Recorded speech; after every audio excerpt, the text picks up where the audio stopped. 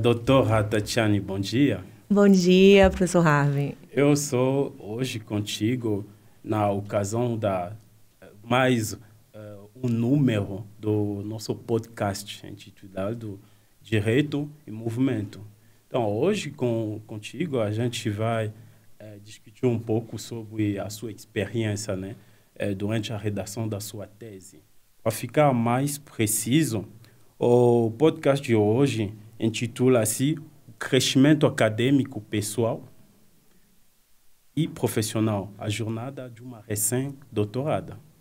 Antes de apresentar você com mais profundidade, vou aqui trazer alguns elementos para contextualizar a nossa conversa, para guiar justamente o objetivo da nossa discussão de hoje. Então, embarcar em um programa de doutorado é uma jornada incrível, cheia de desafios e estímulos. As razões para escolher esse caminho são variadas e pessoal, desde o desejo de realização pessoal e desafio intelectual até o objetivo de carreira. E o que é fascinante é que o perfil dos doutorandos mudou bastante, né? Nessas últimas décadas. Hoje, muitos conciliam estudos com responsabilidades familiares, ou até mesmo retornam ao estudo após anos de experiência profissional, buscando o crescimento contínuo. Nessa entrevista com você, vamos conversar sobre a sua experiência única, né, de estudo, doutorado, incluindo sua participação no regime de doutorado sanduíche, que levou você a realizar pesquisa fora do Brasil. Vamos explorar também os desafios e conquistas da sua jornada acadêmica desde o início do processo, falando um pouco das questões administrativas, a redação da tese, até a vida após o doutorado. Então, a ideia é de primeiramente, compreender os desafios e estratégia para superar as dificuldades na redação da tese de doutorado. 2, entender como se candidatar a uma vaga de programa de mestrado e doutorado no CEUB. 3, entender o procedimento para postular no doutorado sanduíche no exterior e a importância das parcerias internacionais. Também a gente vai tentar entender ou explorar a experiência material, né, de viver com o estudante no exterior. E o último ponto que a gente vai explorar também é coletar os conselhos e orientação para outros estudantes que desejam seguir um caminho semelhante de você, né? Então, para uma breve apresentação, doutora Tatiana Renner de Oliveira, você é recém-doutora em Direito e Política Pública pelo Centro Universitário de Brasília, CEUB. Você pode completar a sua apresentação, caso que eu não acrescentei outros elementos, né? Certo? Então, doutora Tatiana, bem-vindo ao nosso podcast. É um prazer estar aqui com você para discutir das suas experiências. Muito obrigada, professor Harvey. Fico muito honrada com o convite e com a oportunidade de compartilhar minha experiência. Espero que realmente possa ser útil para aqueles que desejam ingressar aqui no programa de mestrado e doutorado no CEUB. Certo. Diretamente, eu tenho uma pergunta. Eu queria fazer isso desde o início, antes de fazer essa apresentação. E qual foi o motivo que lhe embarcou nessa jornada de doutorado? Por que a escolha do CEUB? Assim, bom, eu acho que vou começar pela segunda parte, que o CEUB foi uma escolha de muitos e muitos anos atrás. É minha alma mater. Digo que eu sou filha do CEUB. Eu fiz a graduação, o mestrado, o doutorado. E na carreira jurídica, eu sou advogada e professora há muitos anos. Tinha já uma pós-graduação em stricto sensu, mas percebia que eu precisava o aperfeiçoamento profissional, aprofundar e buscar certificações, né? Então, assim, conhecendo a instituição, né, o CEUB é uma instituição de referência nacional, a excelência dos profissionais e todas as oportunidades, né, de colaboração no exterior que o CEUB proporciona, tudo isso me fez retomar os estudos desde a época do mestrado, né? E, curiosamente, o meu caso é esse. Eu fiquei alguns anos afastada da academia enquanto estudante, né? Assim que eu me formei, eu já iniciei, fiz a pós-graduação e já iniciei como professora, né? Como docente. E retomei depois de alguns anos para a academia, justamente para buscar esse aperfeiçoamento profissional com o mestrado e depois o doutorado. Isso é bom porque você é uma boa pessoa para explicar para a gente brevemente o processo seletivo para o programa mestrado doutorado no CEUB. Já que você é a filha do CEUB, então você pode falar um pouco sobre esse processo, né, seletivo para ingressar claro. no programa mestrado e doutorado no CEUB? Sim, mudou um pouquinho, né, agora, mas a minha experiência eu acho que ainda é válida, porque tem a primeira fase em que é a prova escrita, né, em que o candidato ele precisa se preparar, fazer uma leitura de textos que normalmente são de professores da casa, textos interessantes, né, profundos, temas atuais. O candidato tem que se preparar para fazer uma análise crítica, saber concatenar as ideias dos textos, enfim, é uma parte importante. Mas eu digo que a pessoa que vai ingressar, é interessante que ela já esteja familiarizada com a instituição, né? Então, antes de pensar em ingressar no processo seletivo, se eu puder dar uma dica, é fazer um semestre enquanto aluno especial, porque é uma oportunidade de conhecer a instituição, de estabelecer vínculos com os professores da casa, até mesmo ver qual seria um possível orientador, né, seja para dissertação ou seja para tese. Então, assim, eu diria essa dica. Primeiro, faça um semestre como aluno especial para se familiarizar e depois se prepare para a seleção sabendo que vai esperar essa prova escrita e depois já precisa ter já um projeto meio que encaminhado de pesquisa, um tema, uma justificativa de um tema, né, que seja atual, relevante, e se preparar para uma entrevista na qual a pessoa vai defender, né, a utilidade do seu projeto e ela precisa indicar pelo menos 3 orientadores, possíveis orientadores, seja para a dissertação ou para a tese. Mas caso alguém já tenha uma experiência acadêmica fora da nossa instituição CEUB, mas queria ingressar diretamente no programa, o que seria a dica? Vamos supor que essa pessoa não tem possibilidade de ingressar antes com um aluno especial para descobrir um pouco o funcionamento da instituição. O que seria a orientação? A dica que eu posso dar é se preparar, então, de antemão com o projeto, porque o prazo entre uma fase e outra é muito exíguo, né? Então, não deixar para fazer o projeto de pesquisa muito em cima da hora, né? Já vai pensando num tema. É interessante, a pessoa já tem essa maturidade acadêmica, ela já fez, de repente, um mestrado em outra instituição, ela pode já ter esse tema, né, mais maturado. Então, a dica que eu dou, de repente, conversar com algum aluno egresso que possa trocar ideias, né, pegar um projeto modelo para se basear, para se preparar, né, já vir mais preparado, principalmente para essa segunda fase da seleção. Entendi. Já que a gente está falando do projeto de pesquisa e tal, você pode falar em 3 linhas sobre o tema da sua tese? Claro, com certeza. A minha tese, o objetivo foi desenvolver padrões mínimos de inteligenciamento urbano para a transformação de Brasília. O foco foi a experiência de Brasília, né? Transformar Brasília em uma cidade inteligente, humana e sustentável, focando nos eixos mobilidade, sustentabilidade, resiliência e participação cidadã. E eu explorei muito essa questão da estratégia com base em boas práticas internacionais.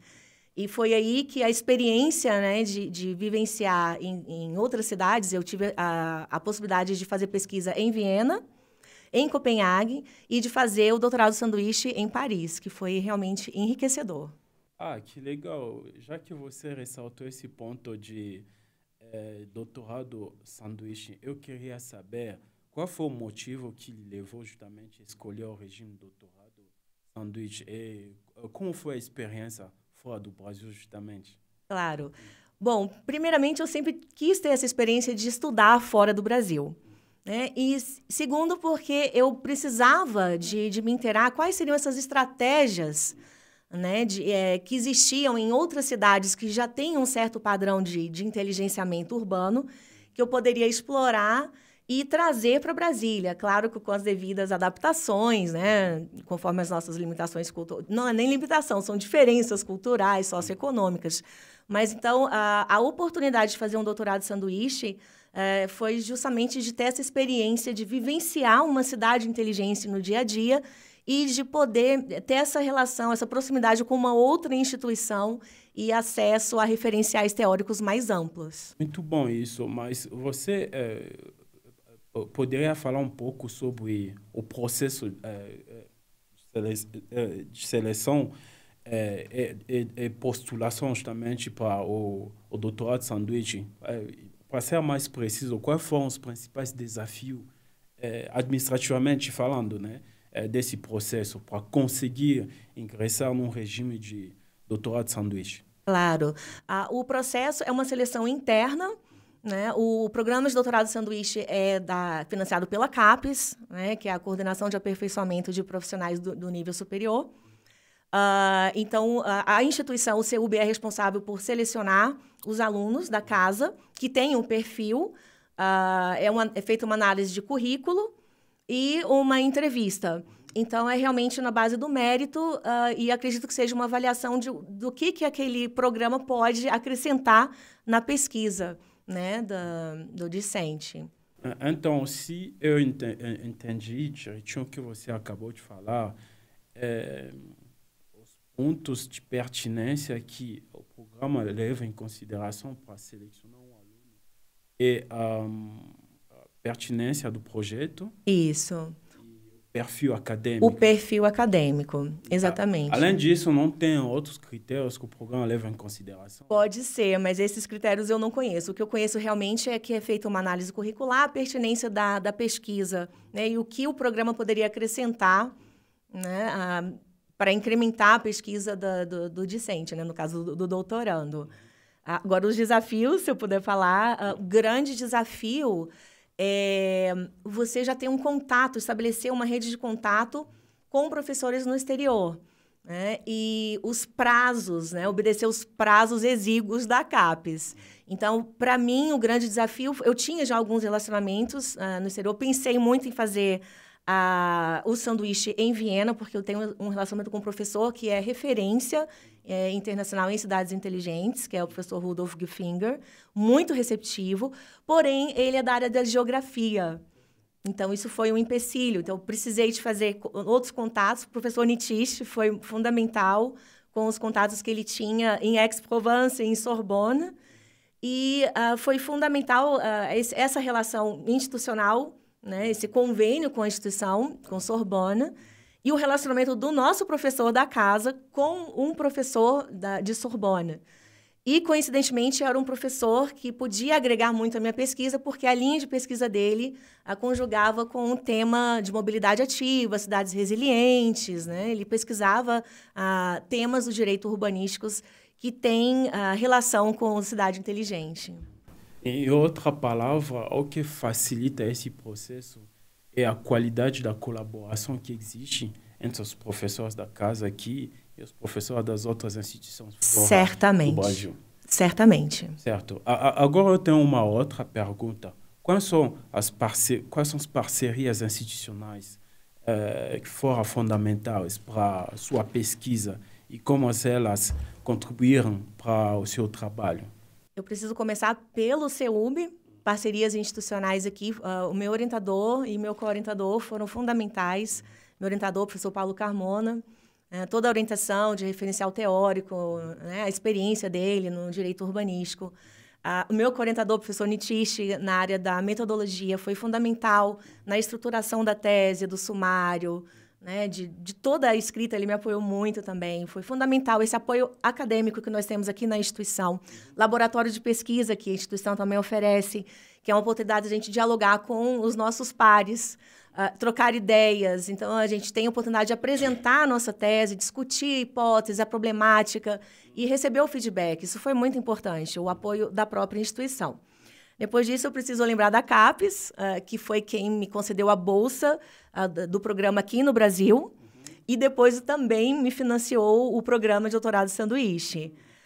Outra parceria importante aqui no Brasil foi a Fundação de Apoio e Pesquisa do Distrito Federal, que também me possibilitou fazer visitas de campo em Viena, Copenhague, antes, né, justamente para fazer pesquisas de mobilidade inteligente, boas práticas de sustentabilidade, também de participação cidadã. Além disso, as instituições no exterior, Sorbonne foi fundamental, o apoio, a recepção que eu tive com o professor tutor foi incrível. Ele realmente abriu as portas da instituição, eu podia fazer... Acho que tem uma pergunta mais profunda sobre isso, né? Mas depois a gente detalha. Mas, assim, foi incrível a recepção que eu tive em Sorbonne. Na Universidade de Tecnologia de Viena, a TU Wien, com o professor Rudolf também, eles foram muito receptivos. Eu tive acesso a referencial teórico importante. A administração de Viena... Então, teve parcerias institucionais também em Portugal, em Coimbra, a professora Fernanda Paula, que me apresentou a professora Isabel, da Faculdade do Minho, que fez parte da minha banca de defesa. Enfim, são muitas parcerias institucionais, o que é muito importante, né, para a vida de um doutorando. Mas você citou bastante instituições que você participou nas colaborações lá fora do Brasil. Mas quer saber qual foi a instituição você ficou bastante tempo e o que em outras instituições também era um vínculo doutorado de sanduíche ou era só você foi só fazer uma visita de pesquisa mesmo? Quer saber quais são os vínculos que te ligavam com cada um das instituições que você acabou de citar? Perfeito. Na Universidade de Viena, na TU Wien, eu fui convidada como pesquisadora. Eu fui pesquisadora visitante. Eu fiquei 1 mês e meio em Viena. Foi muito interessante, né, esse vínculo como pesquisadora visitante. Em Coimbra também eu fui pesquisadora visitante. Foi paralelo, porque eu podia fazer o contato virtual com a professora, né? Depois eu tive a oportunidade de visitar e fazer pesquisa na base de dados da Biblioteca de Coimbra, também foi incrível isso. E em Sorbonne foi o vínculo do doutorado sanduíche, né? Do programa do PDSE. Isso demonstra a diversidade, né, das colaborações que os professores daqui da casa têm com as instituições exteriores fora do Brasil. Isso é um ponto muito positivo. A partir daí, eu queria fazer uma outra pergunta. E como você lidou com as dificuldades da redação da tese? E quais estratégias você utilizou para justamente superar essas dificuldades? Perfeito. Bom, a escrita da tese eu tive que conciliar uma parte aqui no Brasil, me preparar para apresentar, me qualificar, né, fazer a minha qualificação, que foi em agosto do ano passado, meses antes de eu me preparar para ir fazer o programa de doutorado sanduíche em Paris.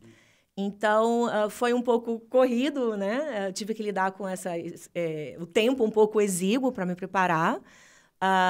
E em Paris, o que ocorre você tem que se adaptar, né? Se ambientalizar. Então, aqui em Brasília, eu tinha já o meu escritório, eu tinha tudo organizado. É muito importante para o pesquisador se sentir, né, aquele ambiente acolhedor que ele tem, que ele chega e já produz. Parece que tudo flui.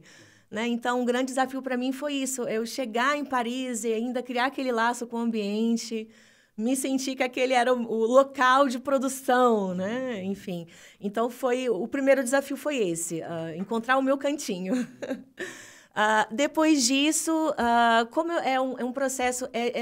foi uma experiência incrível de viver numa cidade pela qual sou apaixonada, mas, ao mesmo tempo, ficar longe da família, longe do orientador, apesar de que eles deram um apoio incrível também. A gente fez reuniões online. A solidão da escrita da tese, né, é um grande desafio que a gente precisa superar. E talvez esse apoio que eu tive em Sorbonne, de ter o contato com o tutor, quebrou um pouco, né? Sim. Aliviou um pouco. Aliviou um pouco, exatamente. Então, eu tive essa possibilidade de trocar ideias. Então, durante a escrita, tem algum momento que você fica no impasse, mas para onde que eu vou agora? Então, essa possibilidade de trocar ideias, né, com professores ou com mesmo colegas que estão escrevendo sobre o mesmo tema é algo muito importante. E algo que eu me lembro do nosso coordenador aqui do CEU, o professor Marcelo Varela, é um mantra. Ele fala pra gente, empacou, pula. Então, se você está no capítulo e você passou mais de 1 hora e você não saiu daquele parágrafo, né? Uma dica que eu dou é pule para um próximo tema que você vai arejar sua mente, né? Você vai buscar inspiração, de repente, num outro tema que você vai voltar, nossa, era aquilo.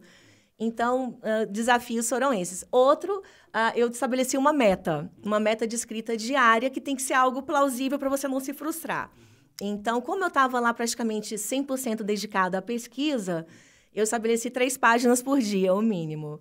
E aí eu me permitia algum agrado, algum passeio, alguma coisa. Então, eu acho que é importante a disciplina, ter uma meta diária, né? E sempre ter alguém com quem trocar ideias. Isso ajuda muito.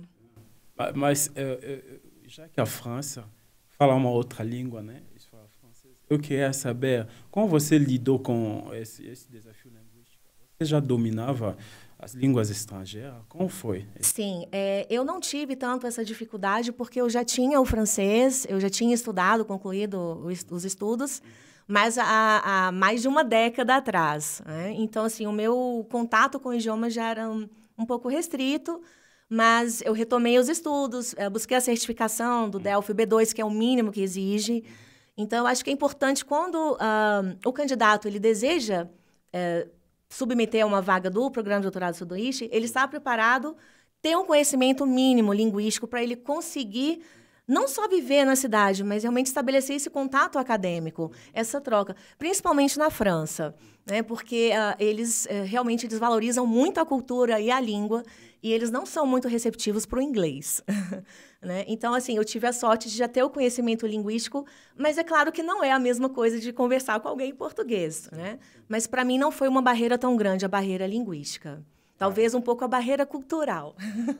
Conseguiu superar essa barreira cultural? Sim, porque eu acho que você já percebeu que eu falo um pouquinho alto, eu sou um pouco expansiva, e os franceses, eles têm a característica a técnica do cochicho, eles falam cochichando, né? Então, certa vez eu estava com o meu orientador fazendo uma reunião online, e era 9 horas da noite lá, que tinha uma diferença de fuso grande, na época eram 4 horas, né?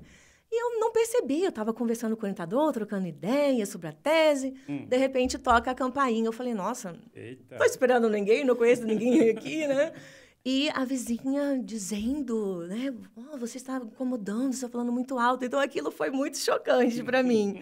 A partir daí, eu tive que realmente monitorar meu tom de voz. E foi muito difícil, porque falar com a família, né, por conta da diferença de fuso, eu tinha que literalmente falar cochichando. Eu aprendi a arte do cochicho. Então, essa diferença cultural, né, sempre tem alguma coisa que a gente precisa superar. E, para mim, foi a arte do cochicho.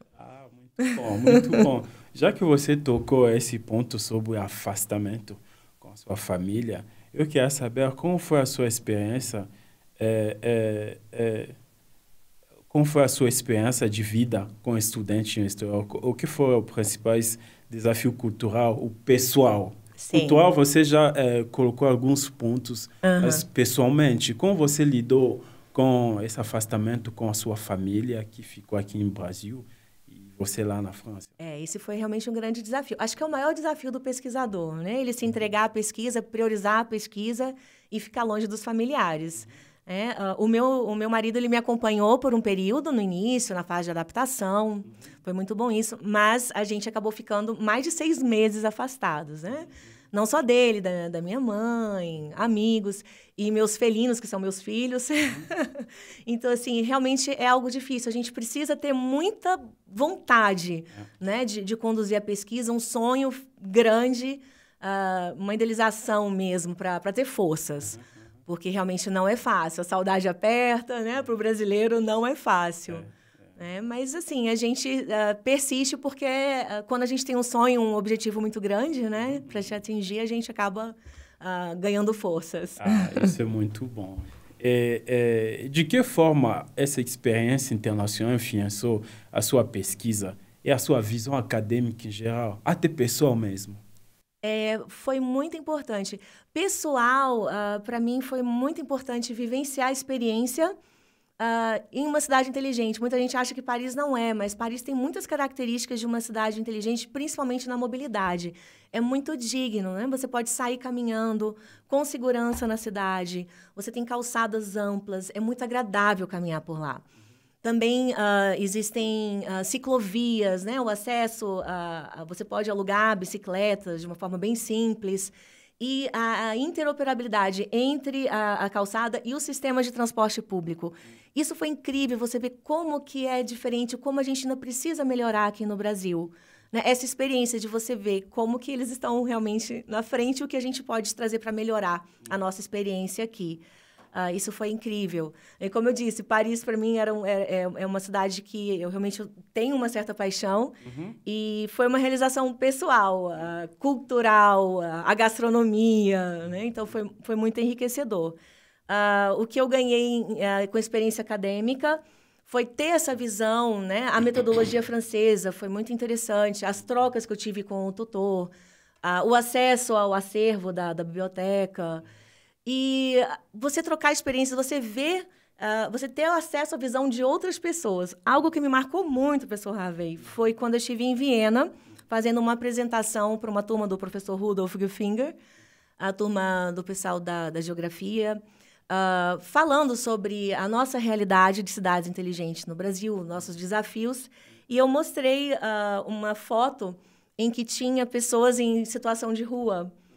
E, de repente, eu vi que eles ficaram muito chocados com aquilo, né? E eles fizeram uma pergunta para mim, mas por que isso ainda existe no Brasil?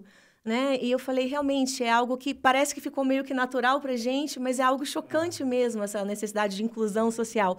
Então, essa percepção, né, da visão do outro, esse choque de perspectiva, foi algo que realmente me tocou. Agora que você tocou bastante sobre essa questão de cidade inteligente, né? E os elementos que você acabou de trazer. Eu fiquei um pouco curioso.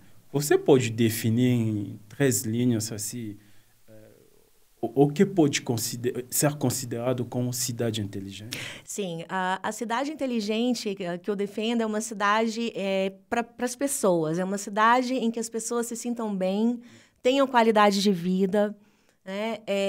Que seja uma cidade sustentável, resiliente, em que as pessoas possam participar e escolher, né, as políticas prioritárias, o que elas querem ver na sua cidade. Elas são apoiadas nas tecnologias de informação e comunicação, né? E as tecnologias elas visam justamente melhorar os serviços das cidades e trazer melhor qualidade de vida para as pessoas. Isso que é uma cidade inteligente que eu defendo na minha tese. Você acha que Brasília é uma cidade inteligente? Essa é uma pergunta muito interessante. Brasília é uma cidade que se pretende inteligente. Ela tem um compromisso muito grande. O governo local ele já tem algum tempo, ele já assumiu esse compromisso, já fez algumas iniciativas. E eu acredito que Brasília ainda se tornará uma cidade inteligente em todos esses aspectos que nós comentamos aqui. Acredito que tem muitas chances, sim. Assim, caso que não, você tem alguns pontos. Vamos supor que você tem que aconselhar as autoridades do Brasília para melhorar esse estatuto de cidade inteligente. O que seria os pontos que Brasília tem que melhorar? O primeiro ponto que a minha sugestão é justamente adotar padrões mínimos de inteligenciamento e desenvolver um plano de inteligenciamento para Brasília, né? Definindo políticas públicas prioritárias, pensando no bem-estar das pessoas. Atualmente, um ponto muito crítico é a mobilidade. Melhorar a intermobilidade, porque nós temos ciclovias já muito avançadas, temos calçadas, mas precisamos melhorar a interoperabilidade entre a mobilidade ativa e os serviços de transporte público.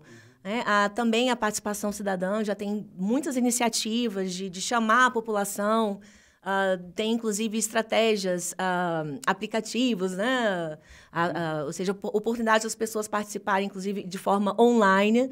Mas acredito que isso pode ser melhorado, inclusive, dialogando com a população. Com a conversa, a aproximação com a população, acredito que o governo local ele pode perceber melhor quais são, né, as deficiências. Que bom que Brasília já está avançada, né, nesse ângulo, né? Eu tenho uma outra pergunta. Quais são os principais conselhos que você daria aos estudantes que desejam fazer um doutorado sanduíche ou que queria seguir o seu caminho? Você já colocou deu algumas dicas no início, mas se você pode completar um pouco, já que a gente conhece um pouco mais sobre a sua carreira, pode dar umas outras dicas nesse sentido? Claro, com certeza. A primeira dica que eu digo é para essa pessoa tiver contato com algum egresso, aluno egresso, conversar como que foi a experiência, né? E, de repente, saber como produzir um projeto. Quando a pessoa já chega, já tem um projeto mais ou menos que encaminhado, fica muito mais fácil dela participar da seleção e dela realmente ter chance de ingressar no programa, né? Outra coisa que eu digo, para ela tomar essa decisão de forma bem consciente, porque é um processo desafiador, tem que ser feitas algumas concessões pessoais em prol da pesquisa, é algo que tem que ser feito de uma forma muito consciente, sabendo que serão feitas essas concessões, mas que, ao mesmo tempo, a gente tem muito ganho, a gente cria relações pessoais incríveis, né? Relações acadêmicas de colaboração, a gente ganha muito, tanto pessoalmente como profissionalmente, é uma grande chance de crescimento. Então, eu acho que a pessoa fazer essa escolha, tomar essa decisão quando ela estiver realmente preparada para se comprometer, porque é um grande compromisso, mas que vale muito a pena. Esse compromisso exige também bastante tempo, né? Sim. É aí que eu queria saber como você gerenciou o tempo e as responsabilidades entre a pesquisa e a vida pessoal lá no exterior. No exterior foi até um pouco mais fácil, porque como eu estava sozinha, eu não tive, né, essa responsabilidade familiar. Claro, eu tentei, mesmo que de longe, né, manter o contato com minha família, os meus amigos, mas, para mim, enquanto eu estava lá, foi até tranquilo que eu tive uma dedicação exclusiva à pesquisa, né? Foi um pouco solitário também, apesar de que eu tenho algumas amigas que moram, não em Paris, mas na França. Isso é muito importante, você ter uma rede de apoio, né? Mas me fugiu o ponto exato. Não, a pergunta era de saber como você gerenciou o tempo. Gerenciamento do tempo, exatamente. Então, como eu estava nessa dedicação praticamente exclusiva, foi um pouco mais fácil para mim. Mas eu preciso contar um grande desafio que ocorreu comigo. Eu estava na França com o meu computador. Certa vez, o meu computador simplesmente parou de funcionar, apagou. Opa. E eu já estava em 200 e tantas páginas da minha tese, fiquei muito desesperada.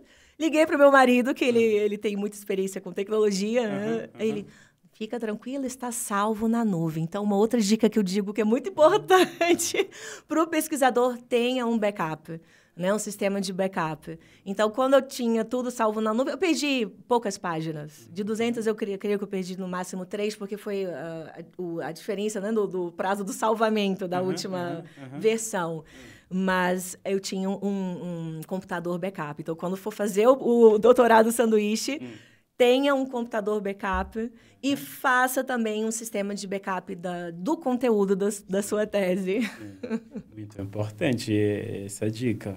E quais foram os principais aprendizados e habilidades, né, que você desenvolveu durante a sua pesquisa? Além, justamente, de criar o backup no computador. Olha, foram muitas. É difícil falar de todas, mas eu posso citar as mais importantes. Eu realmente aprendi a investigar, a fazer pesquisa, a escrever artigos científicos, né? E tentar manter um olhar mais neutro, né? Ou seja, não enviesado. Outras habilidades. Como eu fui bolsista da CAPES, ao longo dos 6 anos, porque foram 2 de mestrado e 4 de doutorado, eu tive também a oportunidade de ser estagiária docente. Então, eu tive ainda essa prática de sala de aula, ter contato com professores da casa, diferentes didáticas. Então, eu também tive essa oportunidade de crescimento enquanto docente, essas habilidades também. Então, enquanto pesquisador, enquanto docente, e de ver a importância de estabelecer essa rede de contatos, essa rede de colaboração com outras instituições, com outros professores, inclusive do exterior, que realmente ampliam o nosso olhar perante a pesquisa. Agora que você acabou de falar do percurso, pensei numa pergunta. Então, você sempre foi dedicado na pesquisa, nunca se afastou, por exemplo, para se envolver na carreira? Eu fiquei um tempo afastada. Eu fiz uma pós-graduação lato sensu, em torno de 8 anos antes de eu retornar para o mestrado. Nesse período, eu me dediquei à advocacia, ainda me dedico, e à docência. Né? Então, realmente, foram praticamente 8 anos que eu fiquei afastada da academia enquanto pesquisadora. Isso foi um certo desafio, mas, ao mesmo tempo, eu me senti muito acolhida, porque o CUB é a minha casa. Né? E os professores realmente foram muito acolhedores, a instituição também dá, né, uma grande base para isso. Então, foi um pequeno afastamento né, enquanto pesquisadora, mas retomado já há 6 anos. Entendi. E como você planeja aplicar os seus conhecimentos e experiência em sua carreira acadêmica ou profissional? Você é recém-doutora, né? Sim, essa pergunta é muito importante. Bom, eu pretendo retomar a docência porque, ao final, né, estava me dedicando exclusivamente à escrita da tese, e também fiquei fora do Brasil, então eu pretendo retomar o vínculo docente. Espero poder contribuir com consultorias, de repente fazer alguma parceria com o governo local. Né? Espero realmente que o que eu aprendi aqui em políticas públicas possa ser de alguma forma, contribuir de alguma forma para a aplicação prática das políticas públicas no Distrito Federal. Meu sonho é poder contribuir para o desenvolvimento de um projeto de cidade inteligente para Brasília. Muito bom isso, muito bom. E você tem alguma coisa para acrescentar, além de o que a gente acabou de... Eu acho que é reforçar que essa escolha, né, para ingressar no programa de mestrado e doutorado deve ser algo muito consciente. Saber que é desafiador. Tem momentos que a gente pensa que não vai dar conta, mas ter essa rede de apoio, né, pessoas que já passaram por essa experiência, profissionais da área, para dar essa força para a gente, esse apoio quando a gente precisar. E ter certeza que vale a pena. Vale a pena. Ao final, vale a pena. A gente sente um crescimento não só profissional, mas também pessoal. Essa jornada, ela é muito rica. E se tiver a chance de fazer um doutorado sanduíche, então, é muito gratificante, muito enriquecedor. Obrigado, doutora. E para lembrar, hoje eu conversei com a doutora Tatiana Renner de Oliveira sobre o tema crescimento acadêmico, pessoal e profissional. A jornada de uma recém-doutora. Mais uma vez, obrigado, doutora, de ter aceitado. Sempre um prazer conversar contigo. Eu que agradeço, o prazer foi meu. Obrigado. Obrigada.